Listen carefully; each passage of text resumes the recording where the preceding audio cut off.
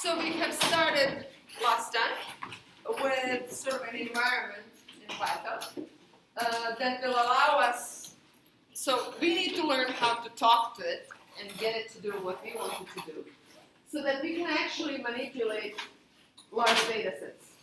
So the 3x1, 3x3, 4x4 matrices, that we can always figure out by hand.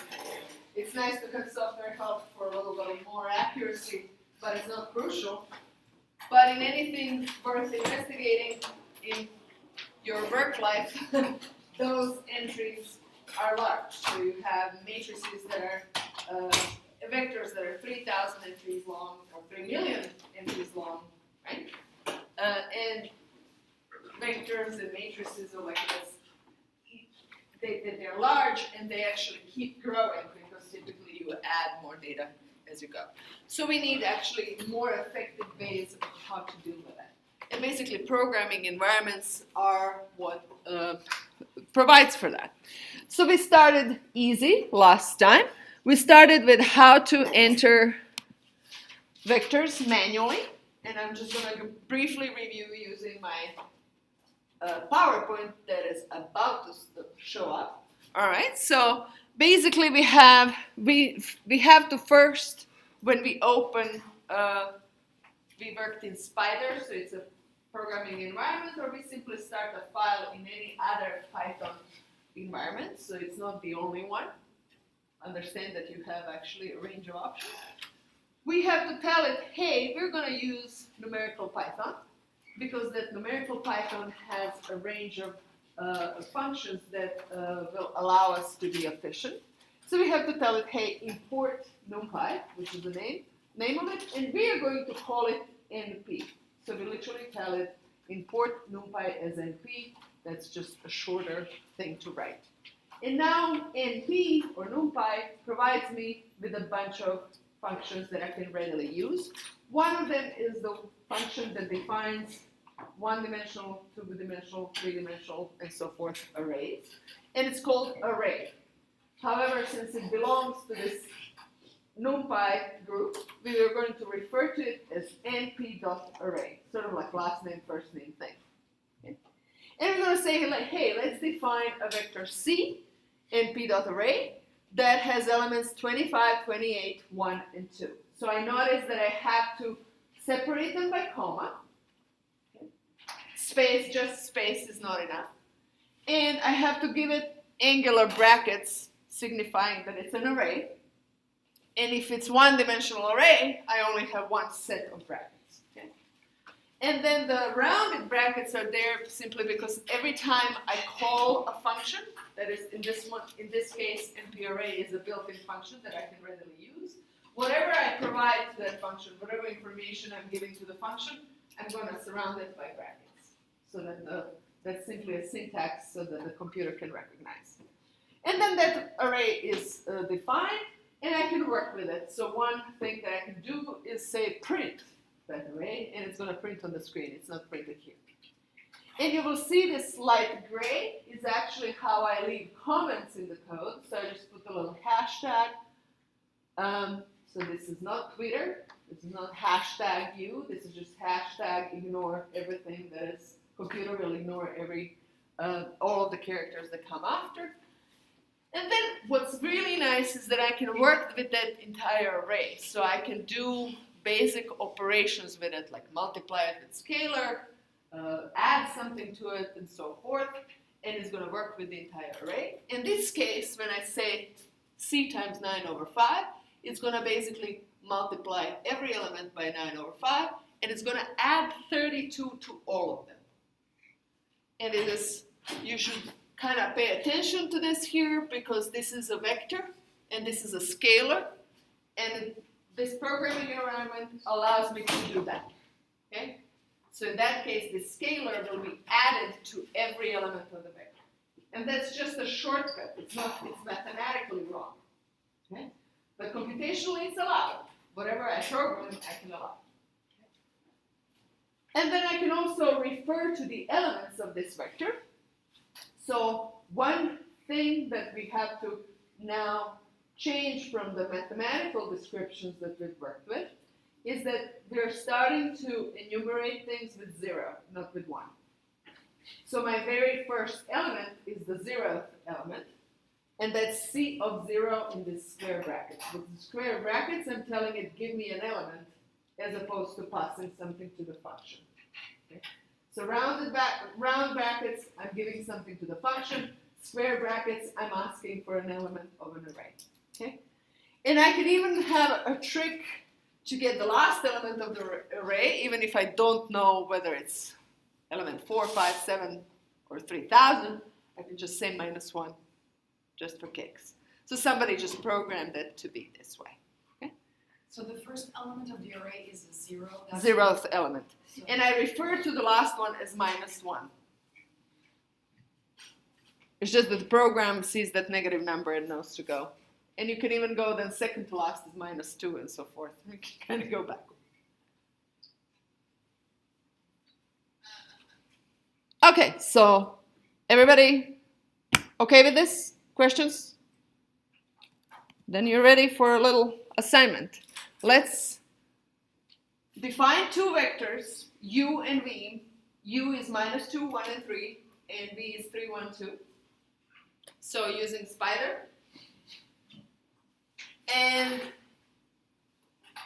use NumPy functions to compute the cosine theta between those two vectors. And there are two functions that I'm suggesting you use. One is norm, and the other one is np dot. So how do we start? You're like, great question, Dr. Kramich. So open up Spider. Okay. If you want to save this in a file, let's actually do that. So here, click. This is just like any editor. It has a lot of little shortcuts. Or you can just go to the menu. So I'm gonna open a new file, and you can immediately say that, like, see that, like, it has give me some basic information of when was it created as a comment. So if I want to do things with a file that I used to do in command line, I can do them, and then I can just execute them from the file, but that way they stay in the file and I can execute that file again. Okay? So let's do that exercise now. So I'm gonna repeat what we did before. So in order to, though in my environment, I did not turn off anything and I did not close Spider down. So because I imported NumPy last time on Monday, NumPy is still imported, but I'm going to import it again in the file so that every time I execute the file, it's done correctly regardless. So I'm going to just say import NumPy as np. And I'm going to save this. I can click on save, and then it's going to ask me the name. And I'm just going to say, hey, let's say vectors, angle vectors, or vectors angle. Vector angle. Pick a name for it.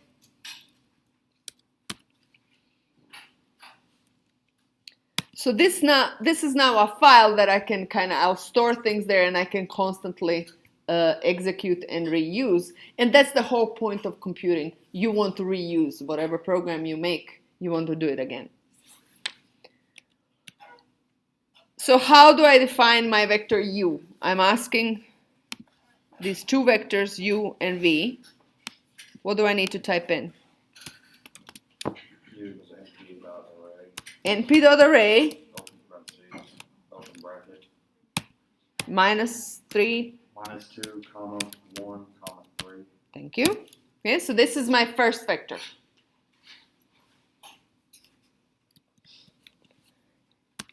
And the next one, same thing.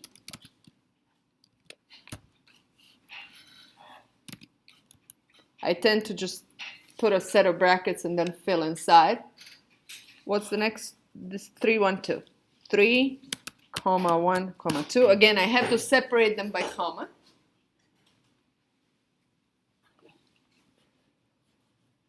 So I will save that so I don't lose the information.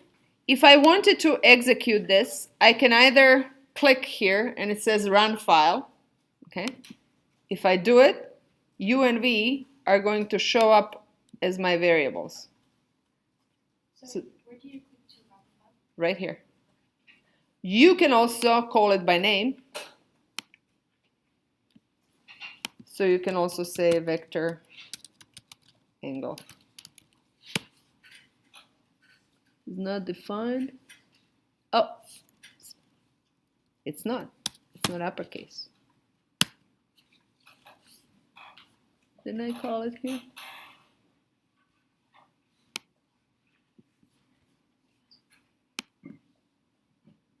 I mistyped it. Anyway. So U and V, let's just proceed with this. This is fine. So U and V are -2, 1, and 3, 3, 1, and 2. And now I suggest on my slide that to get the cosine theta, okay, I need a dot product between the two. And I need to divide by norm of each. And there's actually a function that is ready that is called dot product. So I'm going to use that function. I'm going to say cosine theta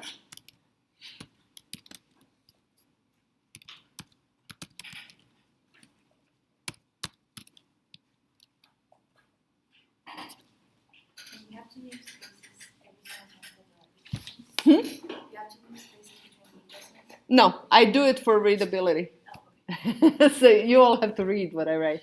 Okay. So no, you don't.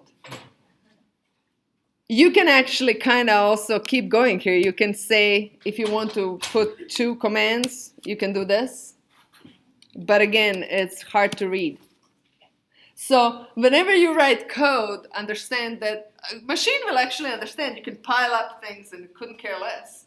But humans need to read. You need to read your own. So I learned I by now train myself to just leave the space because it's easier for me. My vision is actually pretty poor. So if you're asking me to kind of zoom in and look for typos, I need spaces. I need to be able to recognize. So again, spaces don't matter. I leave spaces for readability. And you can again leave comments. So let me just say define 2 vectors. And here a comment, calculate angle between them.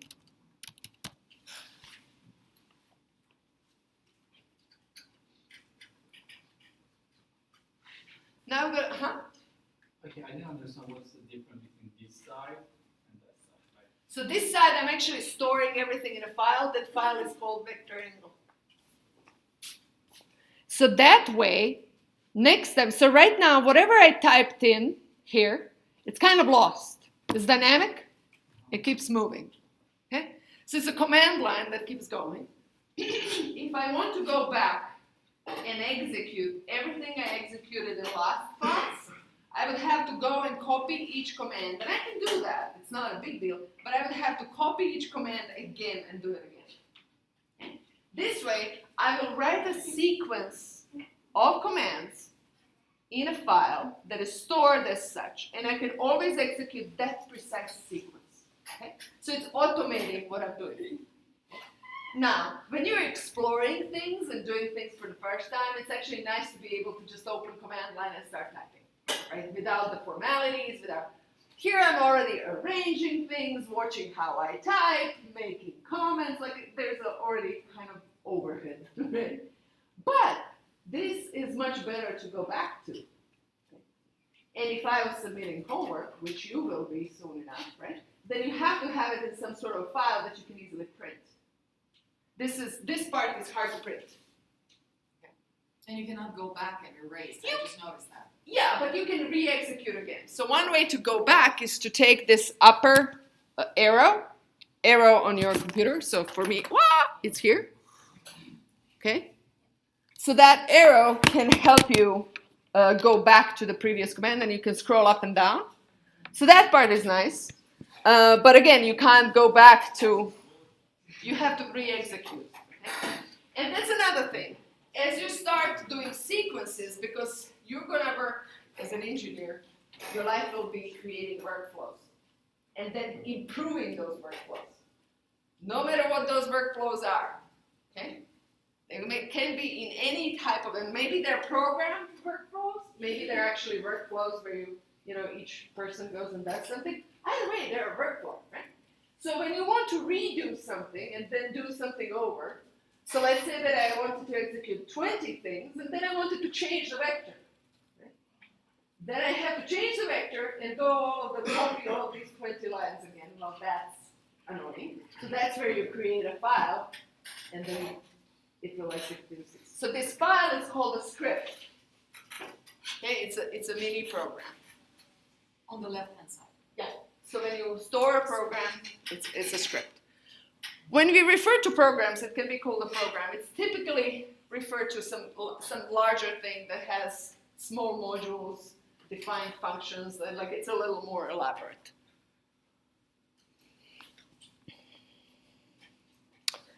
So I'm gonna, where was I? I keep talking. I'm stopping my calculation.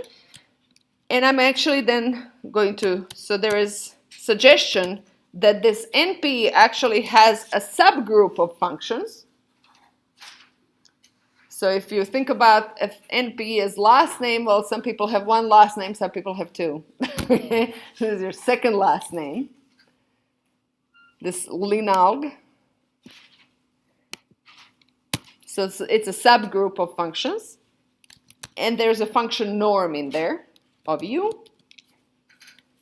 times, and the same thing, this is where cut, copy, paste. Cut, you can copy text and paste it. This is an editor, okay?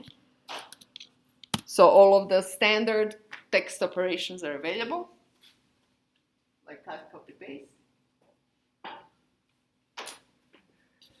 So basically, I am dividing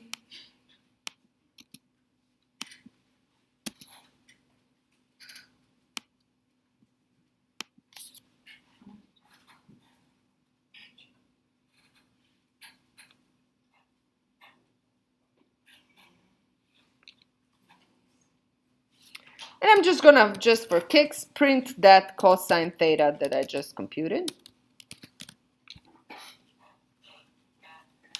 So let me now execute this again. So you can see that it's actually running this file.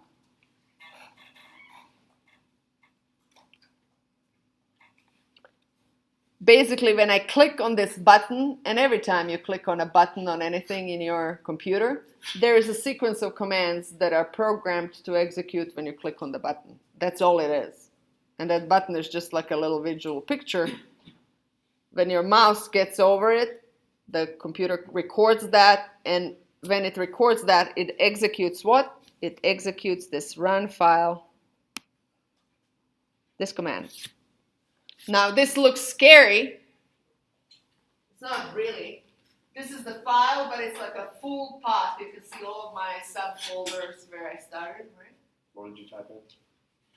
When I clicked on that command, I didn't type in anything. This is what it executed after clicking. And this is the working directory. This is just the directory you're in. Why does it need to know a working directory? So any results, if I store the results or whatever, are going to be stored in the current directory. So whatever directory you're in here.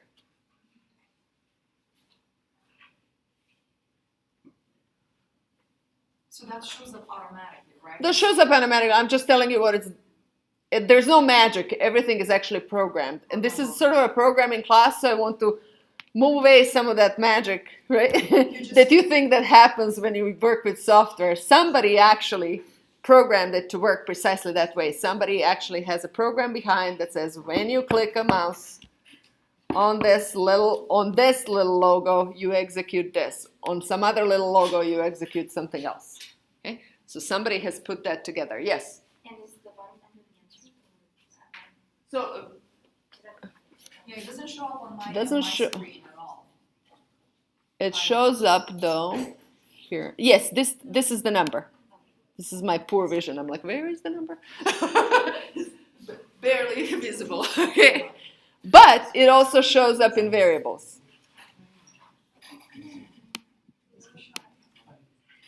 Okay? Are we comfortable? Yeah. All right. So now here I told you, hey, there's a dot product and there's a norm function you can use, and I precisely told you what the functions are, which is great. That's not always going to be the case. As an engineer, you're going to work on problems that you don't know. What's great about these things, Python and all, is that everything is available online. So, pull up your favorite search engine and search, this is cosine of the theta. I need a function, mathematical function, inverse cosine in Python. Well, search for it and tell me, what is the inverse function? So I need to invert this somehow to get that angle. And let's say I don't know the function. Or you forget. You cannot remember everything. So there's math.acos. It seems that I should import math, maybe. Let's try without importing and just to see what is it going to tell us. Is there NumPy maybe also in acos? Maybe. I don't know. It doesn't say outright. Okay. Anybody else? What's the result of your search? So acos. Let's just try acos of cosine theta and see what happens.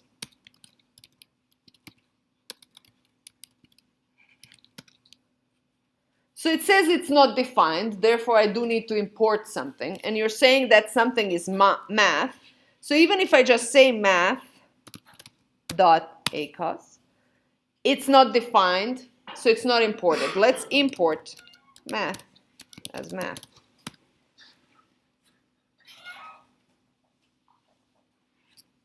Now let's try. Aha. Now it gave me a number. What's that number? So it's inverse cosine function. It gives me an angle. And then the question is that angle in degrees or radians? Hey, we still need to know math. Okay? So this is where you go back to your search engine and look through the description of the function. That should tell you somewhere what is the default behavior of the function. Is it going to give you back degrees or is it going to give you back? A range of -1 and 1. Hmm? It says a range to -1. I got 0. So that's the cosine values are from -1 to 1. So you have to give it -1 to 1, number that's between -1 and 1 to 1 in order for it to invert. What happens if you don't? Let's try 2. Math domain error. Okay? So it has these errors, so you have to kind of know what is it thinking when it has this programmed way to tell you, hey, I don't know what are you talking about. You still need to know what is the function about. If it's a mathematical function, you need to know how it functions and how somebody implemented it. Okay? How about us who got 0? She got 0, I got 0. Out of the 0 point, what's your cosine theta? She got also 0. Your cosine theta is somehow 1. Ah, sí, o sea, eso está bien. Lo que buscamos The second one is multiplied. radian. This is not math. So it has to be very accurate. Porque estaba buscando decir en degrees. Okay. So you do not. Sí, sí, mira, ve. Puede ser más I'll give you the code, Sophie. que lo ponían como Figure out how to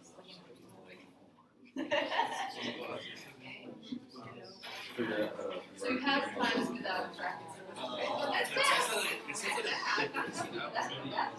Because it doesn't make the order Yeah. operations. So I can tell it because they're all the same order. No, it I doesn't already say knew it. Once you catch a number, I already knew it. So, okay, so now that we figured out the function, You have to add. Didn't you have to add so now that we figured it out, which is nice to do in the command line, right? I'm gonna put it in the file, okay? And what's good about these import functions, you can put them anywhere in the file. it's gonna be okay. If you want to be tidy, you can import everything at the top so that you know what you're dealing with. And if you want to be untidy, that's okay too. You can import it later. So we're just gonna say print or just say math.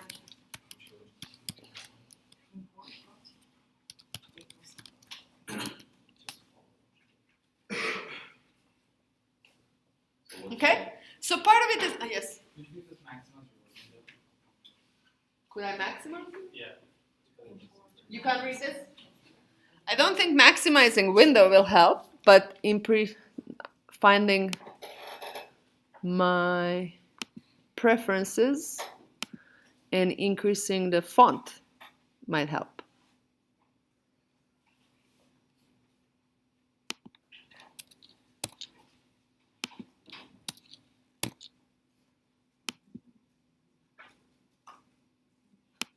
There we go. Is this better? Yeah. Yeah, because maximize would just fill it with the empty space. That doesn't help. Okay? So what I want you to become comfortable with is that you don't know everything. When you don't know something, you go and search. You do have to understand that somebody has programmed these functions to work in one way or the other. And you kind of have to, when there are built-in functions, such as these mathematical ones, and if it's a function that is a mathematical function, you can count that somebody has programmed it already. Okay?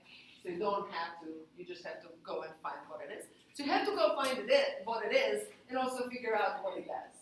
Okay? So what does it give you? What does it give you back as a value? Yes?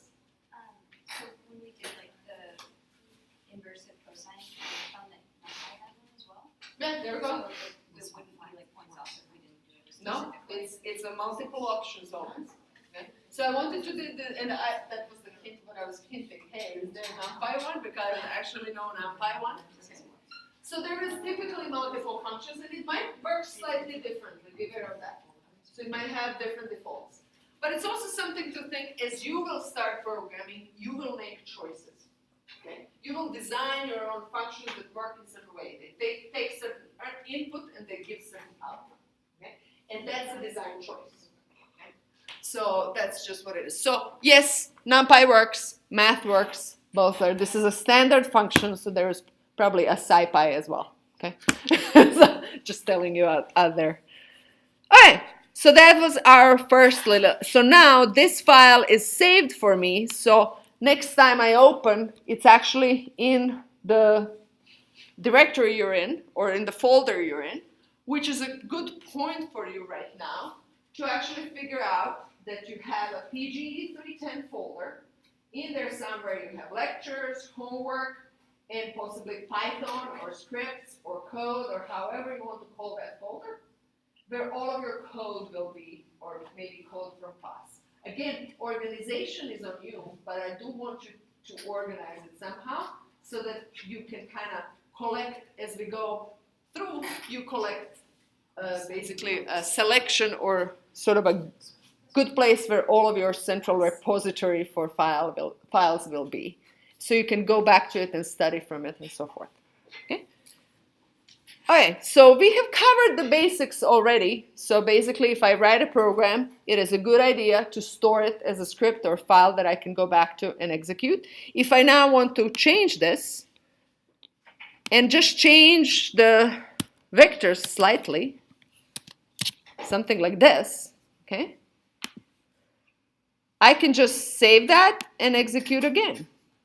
And I get a different answer. Okay? So that's the point of storing it in a file. If I didn't, I would have to go back and kind of execute line by line, which can be a little painful, especially as this gets longer. So don't be afraid to search for answers and learn as you go, because it's also changing landscape, so there's more and more functions available.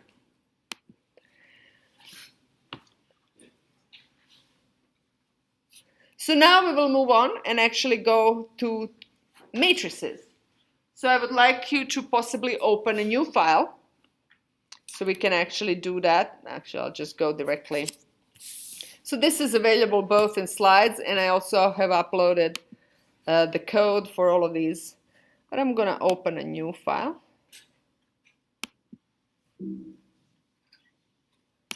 Let's open existing file. Here's a new one.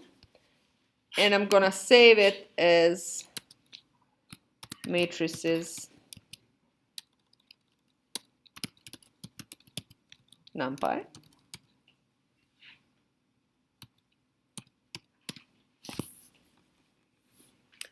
.py is a standard ending for the file that indicates that it's Python file. So let's now put a matrix in. So I'm going to import NumPy as NP, not because NumPy is not imported, but because I want to maybe execute this file as a standalone later without having executed anything before. So I'm going to just throw it in there. Okay? And then I'm going to say, hey, I can still use NP array. So np.array is just now, it's going to be a 2D array. So I'm going to have one set of brackets for one of those dimensions and another set of brackets for the other. But it's going to be for every sort of other dimension. So if I'm thinking of a matrix, I'm going to enter it row by row. So in the simplest way, let's enter 1, 2, 3, 4 matrix that is 2 by 2. So I'm going to say 1, 2 is my first row. And I indicate with brackets that's my first row and first vector, if you will. And then I'm going to say comma and add the second one. Again, pair of square brackets and fill it in with 3, 4.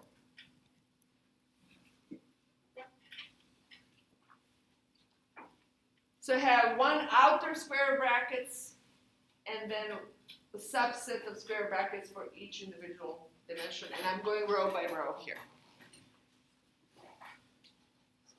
Going row by row or column by column is again a choice. Python has made row by row choice. And you have to kind of know that when you execute. So if I now execute this, it's running this file. Well, nothing happens here. Nothing is printed because I didn't print anything, but I can actually see A has showed up. It has size 2 by 2 that indicates that it's a matrix, and I have to now enlarge this a little. So here, when I inspect it, I actually can see 1, 2, 3, 4. As the size of A grows, then inspecting things in this variable explorer becomes a little difficult. It can get unwieldy. But you can at least see what it is. Cool, so I can print A, do things with it.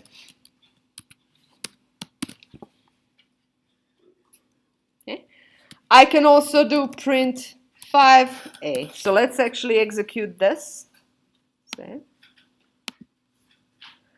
So you can see the first result is my matrix 1, 2, 3, 4. And then the second result that it printed is 5 times my matrix, 5, 10, 15, 20. So just like with my vector C, I can do stuff with it. I can now add 15 to it and stuff like that.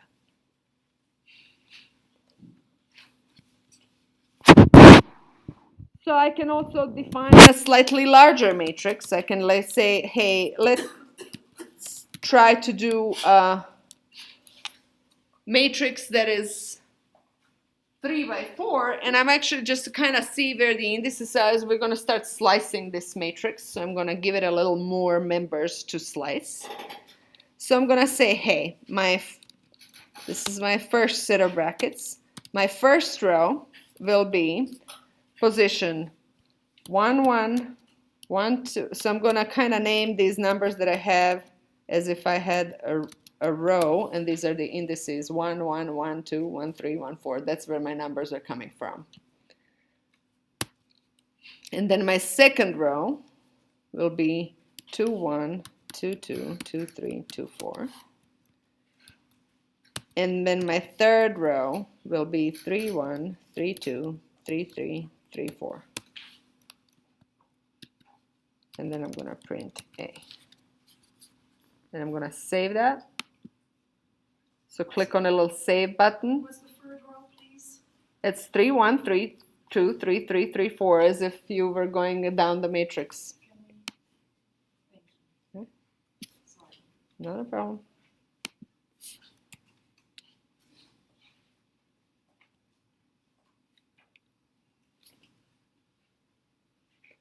So this is now my third version of A, right here.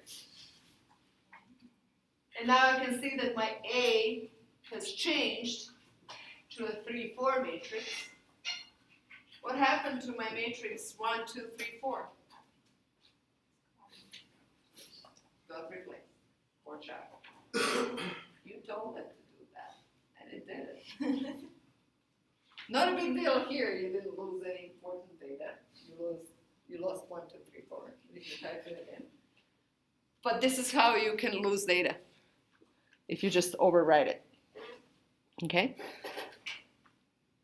Okay, so now let's kind of slice and dice. First thing that I have data in my matrix. Now I would like to get it or refer to it so I can use it. So this is a two-dimensional array. Okay?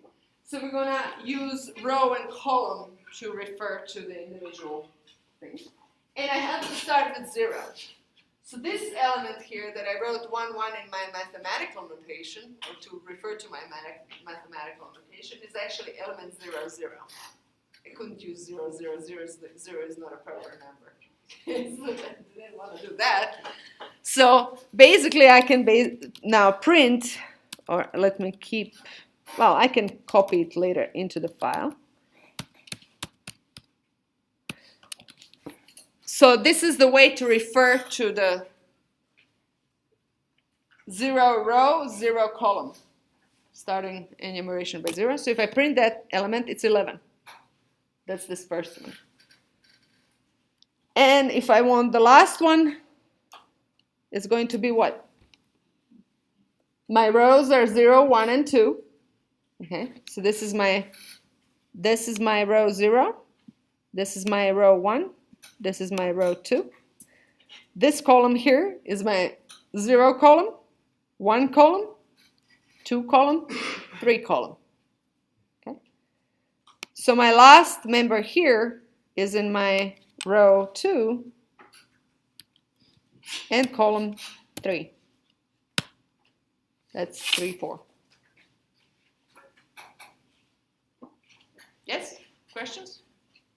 Yeah. So I gotta start from 0. I still don't get the difference between the main one and the R console. Like, why would you switch? You can work without it because it's just faster for me to type in and immediately execute. So here, like you type in 1 by 1 and immediately execute. The problem is, in order to have that stored, okay, I'm gonna copy it with Control C, just like you would copy text, and I'm gonna copy it into the file.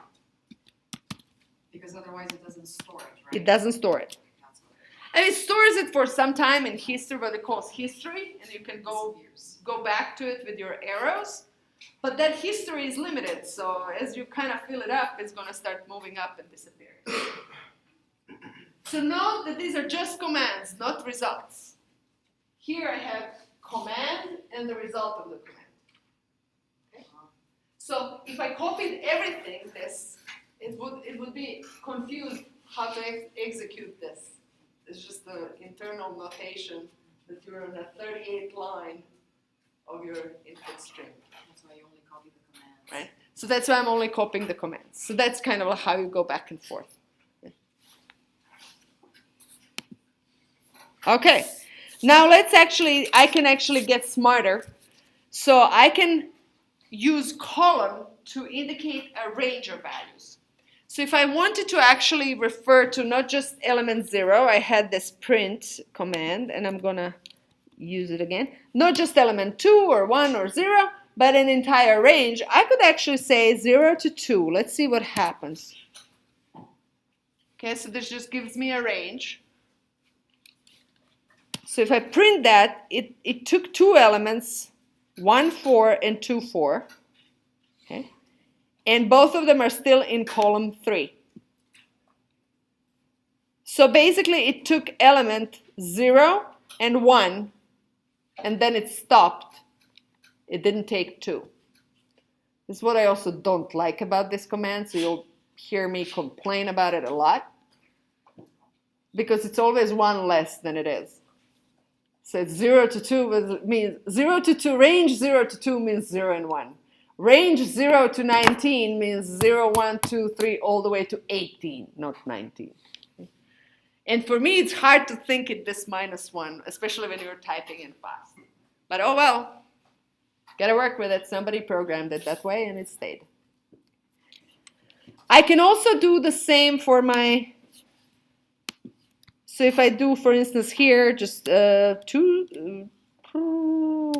to 3, okay? So there's 2 different ranges. One is for my rows and one is for my columns. Then I will get here columns 1 and 2, but not 3. Rows 0 and 1, but not 2. Up until 2, right? And columns 1 and 2, but not 3. Yeah, because 1 to 3 is my 1 and 2, but third one is not. Okay. So always. So that is a little 2 by 2 matrix. So this is called slicing your arrays, and you can slice it in any way. And it's useful, especially if you have a large matrix and you just need a subset of 2 rows. Let's say that you have a large matrix A, and it's actually some sort of a, it's measuring something in time and how it changes in time. Right? So it gives you a set of pressures in time. So time point 1 is your 0 column, time point 2 is your column 1, and so forth, right? Every 2 minutes or something of that sort. And then if you want to range only of certain time, then you actually figure out, well, oh, my big columns 3 through 7 are your minutes 3 through 7. So you can just grab that data out and work with that, if that is what you need. Okay? So this is where slicing and dicing of the array is important. I might have students, all of the students from this department in there, but if I want just sophomores, then maybe that's my column 2. I don't know, I'm guessing here, right? So I might take just that subset of data. So you kind of, that's how you slice and dice your data. All right. You can actually be super lazy and just say, hey, what if I just put range like this? And I'll just put 3 just for kicks. Then you will get all 3 values in column 3. So all of 3. So if I just put column, it means everyone. No limits, everyone. So that's just a shortcut. And you will see that it didn't give me column back. It just gave me 3 values from that column.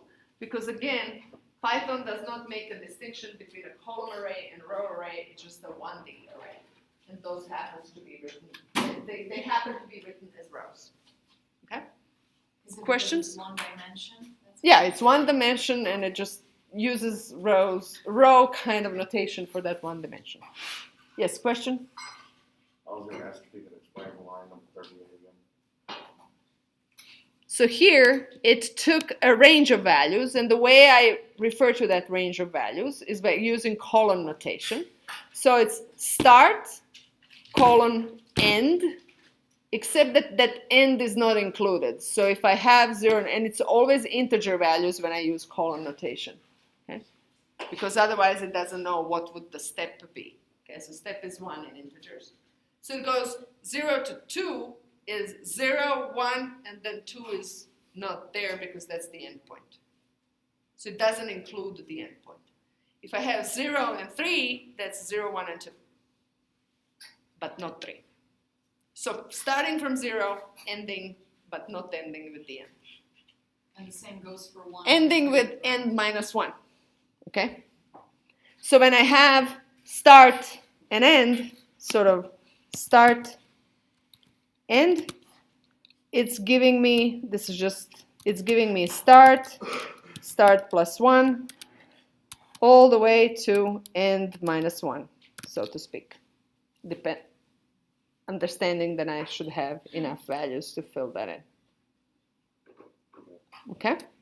All right, so that's slicing and dicing.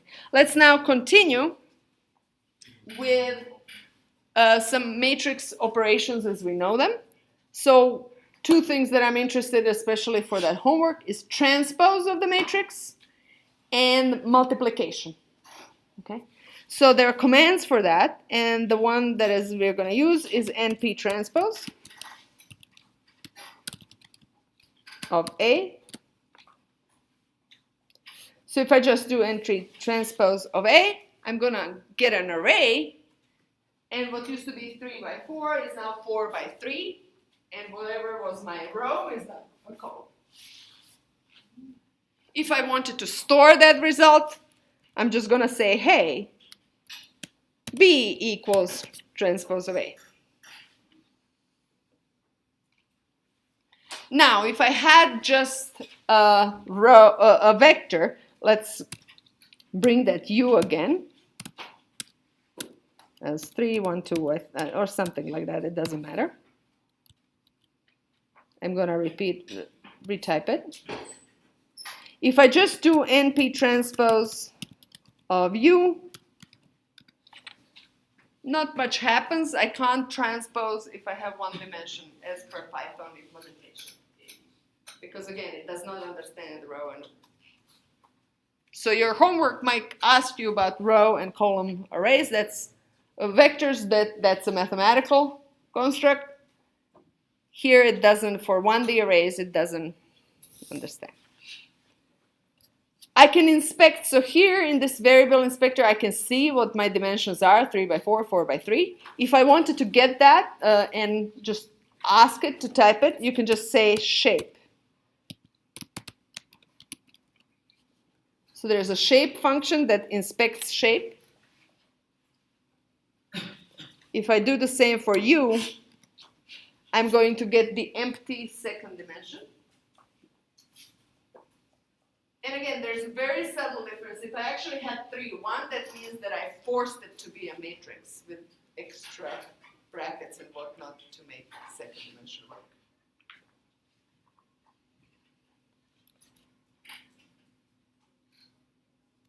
And you can also see that I cheated here. I did not use NP array, actually. I used actually a list. So there are multiple things defined. So if I wanted to really force it to be a matrix, then I would have to do this. I would have to make each number its own row.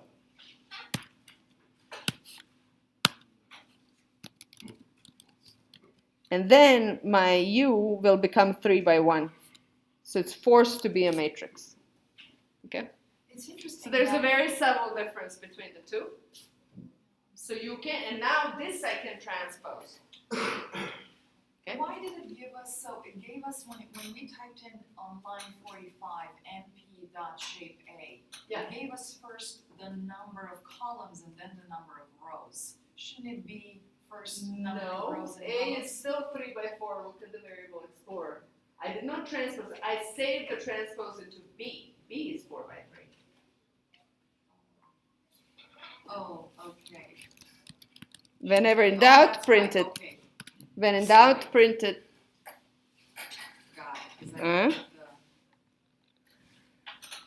All right, so A is 3 by 4. My B is 4 by 3. yes, now I see it. Okay?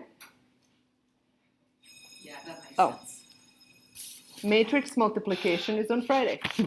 The function is mathmul, so I would have to now define myself another, if you just want it for homework, it's np mathmul.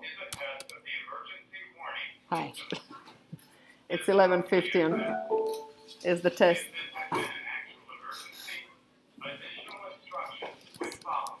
So if I wanted to multiply two matrices, I would use mathmul. And We have to get out. A and B, I can multiply. We don't have to do anything. It's just a test. So 3 by 4 and 4 by 3, if I multiply them, the result is 3 by 3. So this is basically your function, just in case you want to use it for homework. Okay? All right.